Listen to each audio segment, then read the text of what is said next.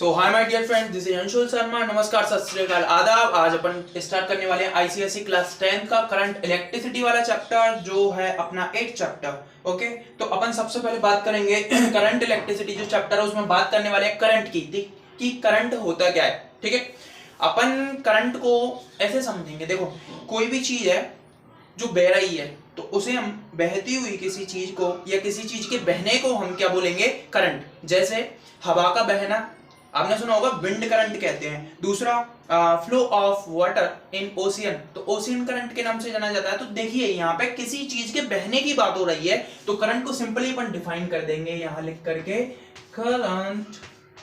Current को क्या बोल देंगे, अरे बोल दो यार, जो बोलना है, कोई दिक्कत नहीं है, घर की बात है। तो करंट को अपन बोलेंगे flow of anything, flow of anything. बात क्लियर है क्या? किसी चीज के बहने को ही हम क्या बोलेंगे, करंट। ठीक है, अब यहां पर हम बात करेंगे कि यहाँ पे कोई चीज बह रही है तो वो क्या है, यानी कि करंट के साथ में इलेक्ट्रिसिटी भी जुड़ा हुआ है, तो इलेक्ट्रिसिटी का बहना हो रहा है, यहाँ पे इलेक्ट्रिसिटी बह रही है। तो अब अपन इससे आते हैं इलेक्ट्रिसिटी पर, कि इलेक्ट्रिसिटी है क्या, कहां से आई, किसने भेजा, क्यों भेजा, हमारे पास कौन ने आई है, हम क्यों पढ़ रहे हैं, सही है कि नहीं। तो थोड़ा उसके बारे में भी बात कर लेते हैं। इलेक्ट्रिसिटी तो क्या बोला है, ये क्यों पढ़ रहे हैं हम इसको।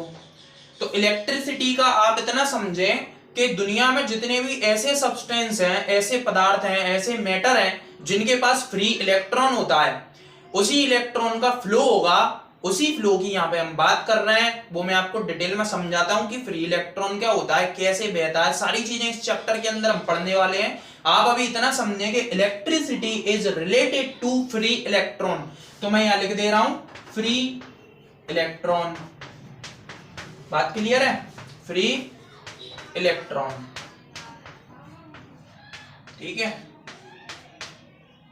Free electron. अब इतना हम यहां पर समझ गए कि करंट का मतलब है फ्लो ऑफ एनीथिंग, और यहां पे किसके करंट की बात हो रही है, इलेक्ट्रिसिटी के करंट की, यानी कि इलेक्ट्रिसिटी के बहने की। और इलेक्ट्रिसिटी क्या भला है, अभी पूरा क्लियर हो जाएगा मसाला आपको। अभी इतना समझेंगे इलेक्ट्रिसिटी क्या है, कि फ्री इलेक्ट्रॉन को ही हम इलेक्ट्रिसिटी से जोड़ के यहां पर देख रहे हैं। तो फ्री इलेक्ट्रॉन अब मैं आपको समझाने वाला हूं, उसके बाद में अपन आगे बढ़ेंगे। ठीक है, तो भैया बात करते हैं अपन फ्री इलेक्ट्रॉन की यहां पर, कि फ्री इलेक्ट्रॉन क्या होता है। सब्सटेंस या मैटर सब जानते हैं, it is made up of tiny particles that is called atom, सब जानते हैं। तो मैंने यहां पे बना लिया एटम का स्ट्रक्चर, ये न्यूक्लियस है, न्यूट्रल पार्टिकल होगा न्यूट्रॉन, पॉजिटिव पार्टिकल होगा प्रोटॉन, चुपचाप बैठा है। और दूसरा हम ये जानते हैं कि प्रोटॉन के बाहर जो होती हैं, न्यूक्लियस के बाहर जो होती हैं ऑर्बिट होती हैं, जिनमें इलेक्ट्रॉन चक्कर लगाते रहते हैं, तो वो ऑर्बिट बना ली हमने, ये ऑर्बिट बना ली। समझाने के लिए बना रहा हूं, ऑर्बिट एक्चुअल में ऐसी नहीं होती हैं। ठीक है, ये ऑर्बिट्स बना ली हमने। अब क्या होगा इसमें, सबसे बाहर वाली कक्षा में अगर इलेक्ट्रॉन है, ध्यान से सुनना, कि अगर किसी सब्सटेंस के अंदर ज्यादा इलेक्ट्रॉन है तो बाहर वाली कक्षाओं में आपको उसमें इलेक्ट्रॉन मिलने वाले हैं। क्यों? क्योंकि अफबाउ जी के नियम के अनुसार इलेक्ट्रॉन पहले अंदर वाली कक्षाओं में भरे होंगे, उसके बाद बाहर वाली कक्षाओं में भरे होंगे। तो जिन सब्सटेंसेस के एटम के पास ज्यादा इलेक्ट्रॉन होंगे तभी तो बाहर वाली कक्षाओं में भरे होंगे, और जब बाहर वाली कक्षाओं में इलेक्ट्रॉन होंगे तो उनके साथ एक स्पेशल वाली घटना हो जाएगी, एक तार्किक घटना हो जाएगी, एक मस्त वाली मजेदार घटना हो जाएगी। वो घटना ये है कि electron, we know that electron is a negatively charge particle, इनके ऊपर नेगेटिव चार्ज होता है। और हम जानते हैं कि नेगेटिव और पॉजिटिव चार्ज जो होते हैं अट्रैक्ट टू ईच अदर, ये एक दूसरे को आकर्षित करने वाले चार्ज कहलाते हैं। समझ गए, नेगेटिव पॉजिटिव से तो तुम छोड़ो, अपन बात नहीं करते हैं। नेगेटिव पॉजिटिव एक दूसरे को अट्रैक्ट करते हैं, इतनी बात क्लियर।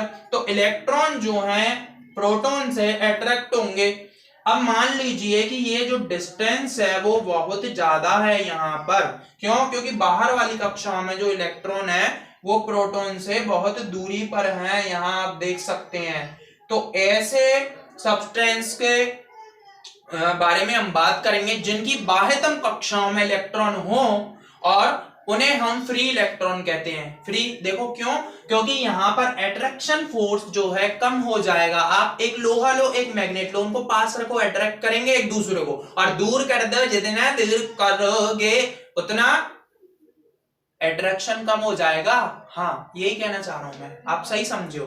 ठीक है, तो यहाँ इलेक्ट्रॉन का प्रोटॉन से जो अट्रैक्शन है वो कम हो गया। क्यों? क्योंकि हम बात कर रहे हैं बाहर की ऑर्बिट्स वाले इलेक्ट्रॉन की केवल, और जो पास की कक्षाओं वाले इलेक्ट्रॉन्स होंगे वो तो भैया प्रोटॉन के साथ में बहुत गठबंधन करके और अपनी सरकार यहीं बनाएंगे। और ये तो है ना बाहर वाली ऑर्बिट के जो इलेक्ट्रॉन है, इन्हें ही हम फ्री इलेक्ट्रॉन कहते हैं। ये फ्री है, किसी के बंधुआ मजदूर नहीं है कि हम कहीं भी जा सकते हैं। हमारा तुमसे जो है मोह भंग हो चुका है, हमारा तुमसे अट्रैक्शन कम हो चुका है। बात क्लियर है? तो यहां पर इनको कहेंगे free electron, free electron, free electron कह देंगे। सही है क्या? आगे बढ़ते हैं।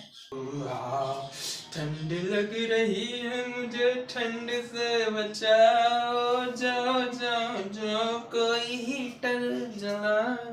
अरे अपन बात करने वाले हैं अब यहाँ पे what is electric current and it's SI unit. तो इसके बारे में थोड़ी ज्यादा बात करना चाहूंगा मैं, क्योंकि ये मुझे अच्छा लगता है। इलेक्ट्रिक करंट की एसआई यूनिट भी हम यहाँ पे लिखेंगे, समझेंगे। और व्हाट इज इलेक्ट्रिसिटी, क्वेश्चन दो है, आंसर एक ही होगा। देखते हैं क्या मतलब है इसका। तो हम आंसर लिखते हैं। देखिए, किसी भी कंडक्टर, अब कंडक्टर जो शब्द आया उसका मतलब समझो पहले। तो ऐसे सब्सटेंस या ऐसे मैटर जिनके अंदर फ्री इलेक्ट्रॉन एग्जिस्ट करते हैं उनको हम कंडक्टर कहते हैं। तो कंडक्टर के अंदर से जो चार्ज फ्लो हो रहा है एक सेकंड में, उसको ही हम इलेक्ट्रिसिटी कहेंगे। तो हम यहाँ पे लिखेंगे कि rate of flow of charge, rate of flow of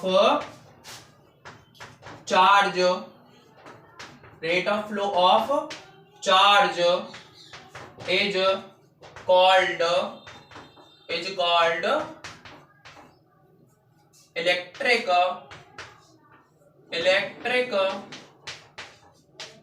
current. बात क्लियर? क्या लिखा? Rate of flow of charge is called electric current.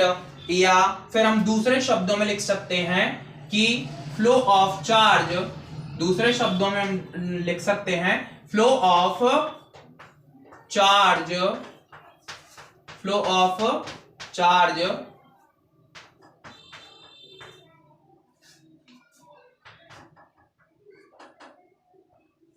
In particular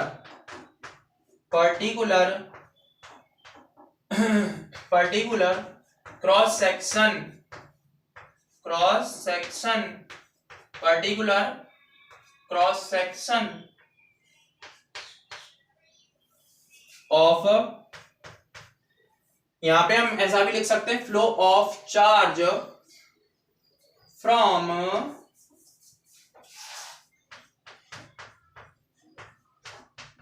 particular cross section of any conductor, conductor में आपको बता चुका हूं,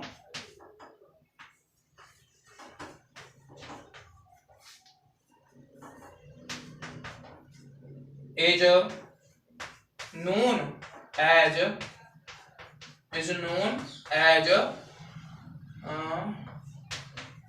known as इलेक्ट्रिक करंट। बात clear है? अब यहां पे हम देखेंगे कि चार्ज का अपन एक नाम दे देंगे यहां पे Q, और टाइम जो है, यही तो है इसका मतलब कि कितना चार्ज कितने समय में फ्लो हो रहा है, उसे ही हम क्या कहेंगे? इलेक्ट्रिक करंट कहेंगे। और इसे I से शो कर देंगे। तो लिखेंगे I बराबर Q/T। कैसे? I क्या है? इलेक्ट्रिक करंट है। इलेक्ट्रिक करंट क्या होता है? जो चार्ज फ्लो हो रहा है, जो इलेक्ट्रॉन फ्लो हो रहा है ना, कितने समय में कितना हो रहा है, वो ही। यानी कि rate of flow of charge is known as electric current. So that's why we can say I is equal to Q/T। ये बहुत फेमस फॉर्मूला है, बहुत बढ़िया अच्छा सुंदर सस्ता टिकाऊ फॉर्मूला है, सब पढ़ते हैं, पढ़ते आए हैं, पढ़ते रहेंगे और पढ़ते पढ़ते चटक लेंगे। बात क्लियर है क्या? तो यहाँ पर हम समझेंगे I equal to Q by T का मतलब क्या है। I है यहाँ पे इलेक्ट्रिसिटी और Q है यहाँ पे चार्ज और T है यहाँ पे टाइम।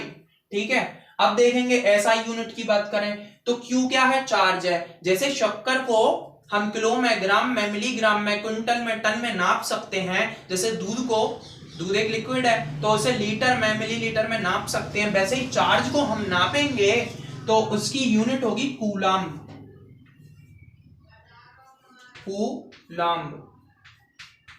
कूलाम्ब। और टाइम की ऐसा यूनिट में टाइम को हम मेजर करते हैं सेकंड के अंदर, तो लिखेंगे सेकंड, यहां पर सेकंड लिख दिया। और इसको और क्या लिख सकते हैं कि भैया लिख सकते हैं, अब देखिए ये कूलम भैया थे, एक साइंटिस्ट थे, इन्होंने बहुत मेहनत करी, हमको बहुत कुछ दे गए, इसलिए इनको इतना सम्मान देते हैं कि यहाँ पर हमने यूनिट का नाम ही उनके नाम पर रख दिया। और किसी भी वैज्ञानिक के नाम के आधार पर अगर कोई यूनिट होती है तो उसको हम कैपिटल में लिखते हैं, तो इसलिए मैंने कैपिटल से लिख दिया।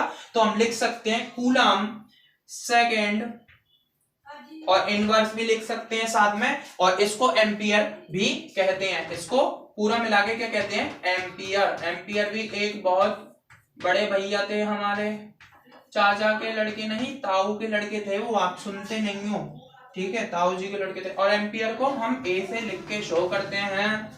आगे बढ़ते हैं, इतना क्लियर हो गया क्या? आगे बढ़ते हैं, चलिए देखिए। तो दूसरी अगले क्वेश्चन पर अपन आते हैं। अगला क्वेश्चन है डिफाइन 1 एम्पियर। अभी हमने समझा था कि एम्पियर क्या है, करंट को या फिर चार्ज के फ्लो ऑफ चार्ज को नापने के लिए हमको एक यूनिट दे दी जिसे हमने एम्पियर भैया के नाम पे लिखा।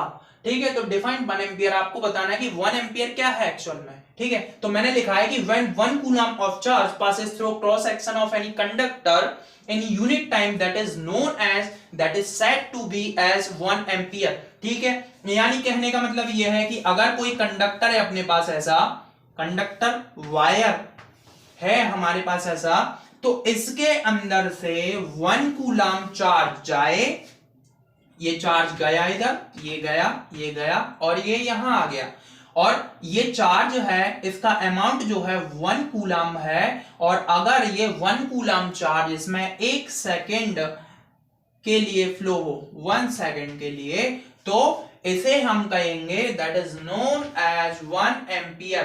क्या कहेंगे इसे? 1 एम्पियर। बात क्लियर? क्या बोला कि when 1 coulomb of charge passes through any conductor, any particular cross section, okay, तो हम उसे क्या कहेंगे? 1 एम्पियर की तरह जानेंगे। बात क्लियर इतनी? ठीक है, तो आप अच्छे से नोट्स बनाइए, अच्छे से समझिए। अगर कोई डाउट आता है तो कमेंट में बिल्कुल आप डाल सकते हैं, मैं कोशिश करूंगा उसे सॉल्व करने की। ओके।